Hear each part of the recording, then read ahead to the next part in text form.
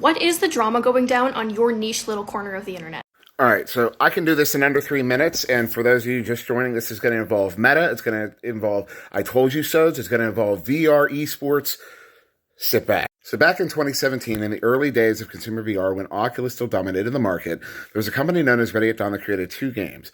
One was Lone Echo, a single-player narrative based in space, a great game, and Echo Arena, a team-based zero-G VR esport.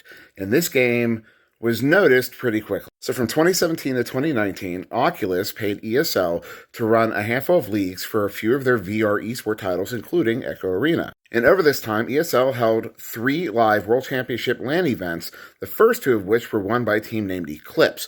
And on this team was a player named Lemming.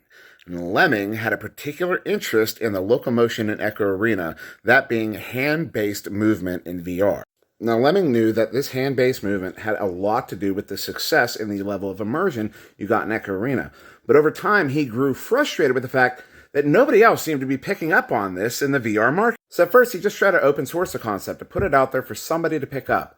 But nobody did.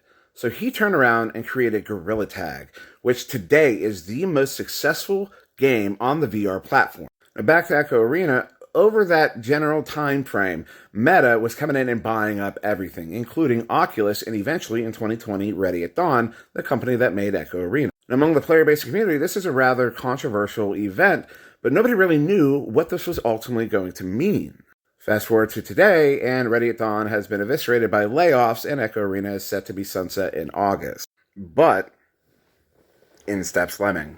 Now, several months ago, the original creator of Echo Arena, a man by the name of David Newbell, left Ready at Dawn somewhat publicly and turned around and joined Lemming over at Gorilla Tag. Now, this was months before anybody knew that Echo Arena was going to be shut down in August. But since the announcement of the shutdown of Echo Arena back in January, Lemming, now under the company name Another Axiom, has been on a hiring spree, more than doubling the staff at Another Axiom, including many of the remnants of Ready at Dawn that were laid off and many of the community members that were big in the development of third-party tools for Echo Arena.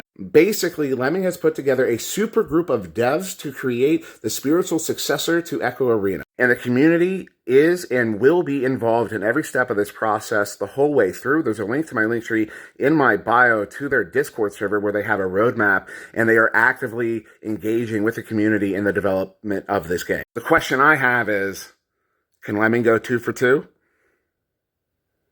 I think so.